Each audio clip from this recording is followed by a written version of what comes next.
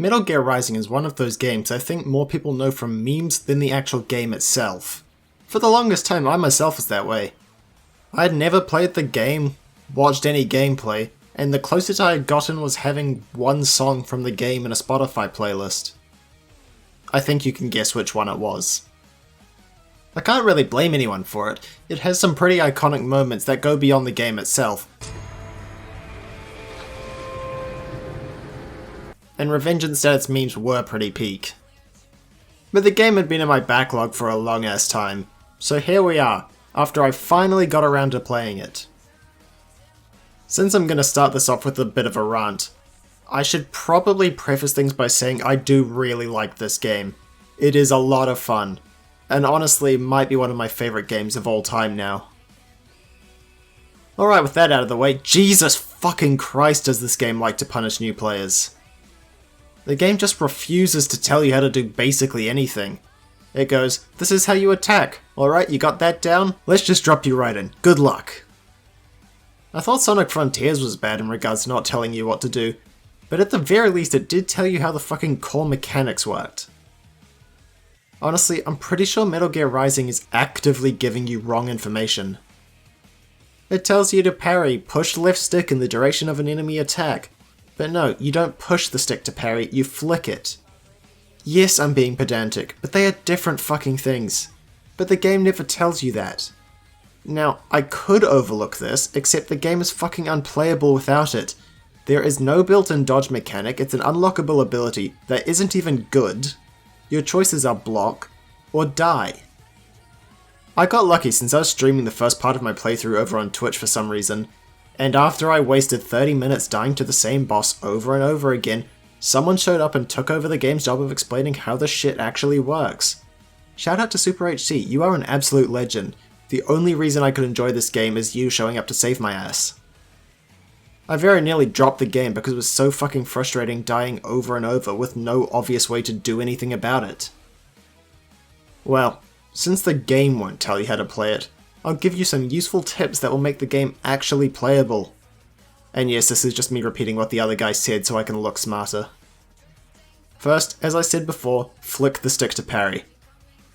Honestly, I found that just constantly flicking the stick as I fought meant that I caught about 95% of enemy attacks.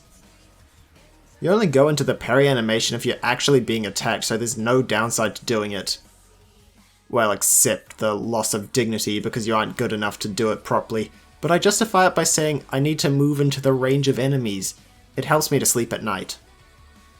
Hell, I stopped playing for a few weeks and had to Google how to do it when I started playing again because it's so unintuitive. Or because I'm an idiot. Second, when the Japanese text pops up on screen, that means activate Blade Mode. How you're supposed to know that, I have no fucking clue because the game never tells you that.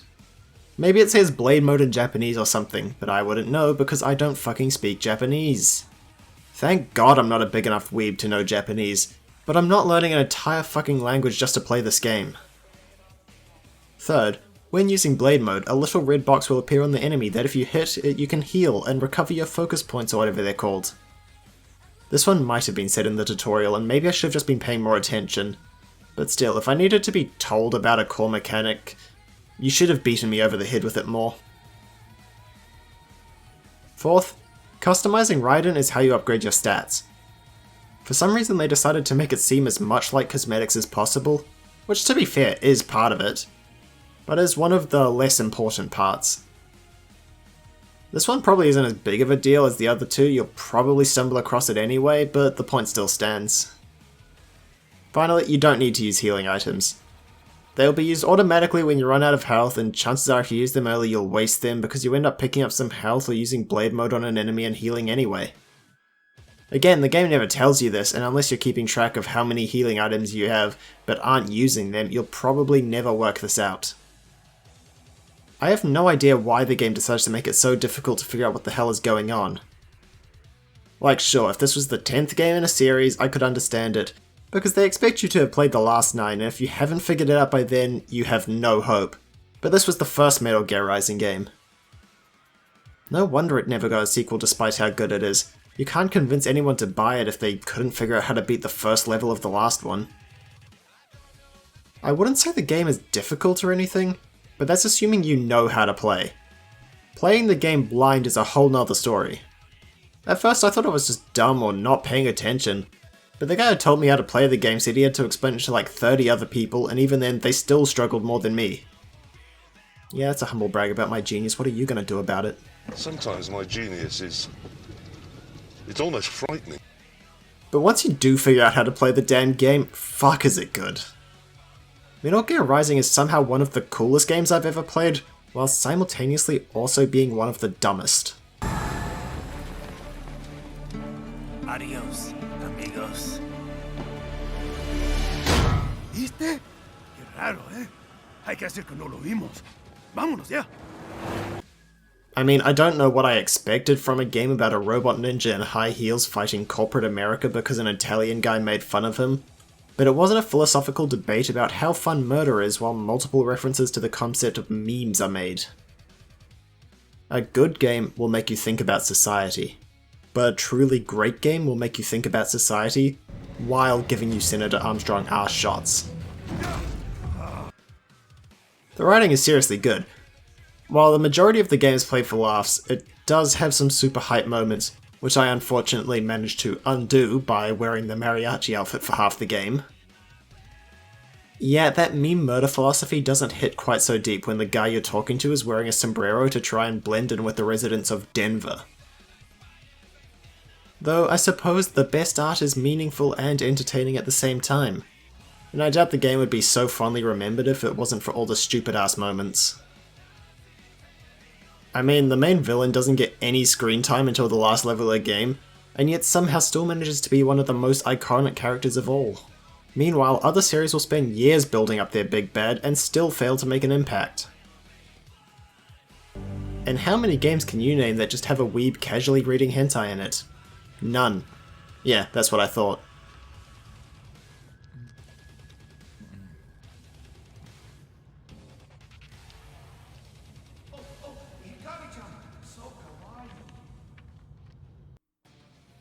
I'd say Metal Gear Rising feels like some weird mashup of John Wick and one of those Bollywood action movies where they go overboard on the insane stunts and CGI, which honestly I am 100% here for.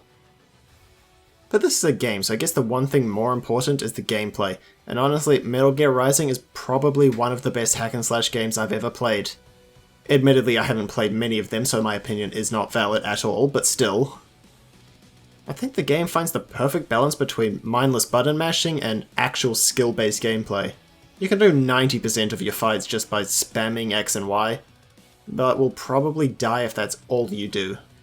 The game does force you to actually block attacks.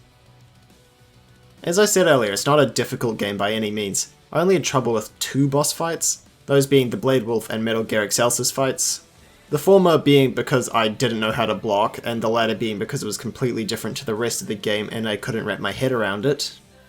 But there is enough challenge that is engaging, and if I try and go back and play on hard mode, I will probably struggle a lot. But that's just because I have what the kids like to call a skill issue. I say this pretty much every video, and I'm pretty sure I also say that every video.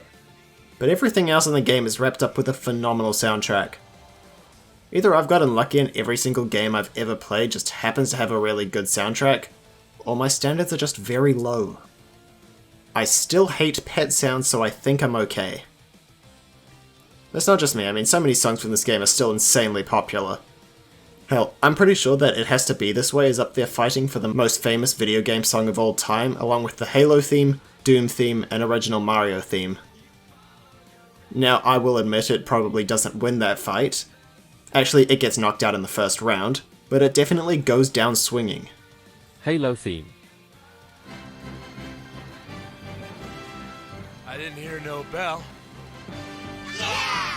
Metal Gear Rising probably doesn't have a soundtrack quite on the level of some other games. I wouldn't say every song stands out, but the ones that do really do.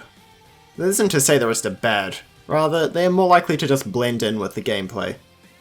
But honestly, that works to hype up the big moments even more. I'm not sure the Senator Armstrong fight would hit quite the same if you'd been listening to non-stop bangers, because once the music ramps up to a level that no other song has reached, you know shit is getting real. All this comes together to make what is one of the best gaming experiences out there. And if you've been failing to get around to playing this game, like I was for the longest time, go play it right now, you will not be disappointed. Going into this, I was expecting a fairly solid, but mostly forgettable game, with some memorable moments, but what I ended up getting is probably what is now one of my favourite games of all time. And honestly, after finishing it, I'm kinda mad it never got a sequel. Unfortunately, Platinum Games were not interested, and now that Hideo Kojima has fucked off to do his own thing, I doubt it's ever going to happen. And honestly, I think at this point I'd rather it didn't, because if it did, chances are it's going to be a shameless cash grab that goes against everything that Revengeance stood for. I guess now we just have to go out there and spread the good word of Metal Gear Rising: Revengeance. So if you see anyone out there trying the game for the first time, offer them some tips and tricks to ensure that one more person gets to enjoy this fucking amazing game.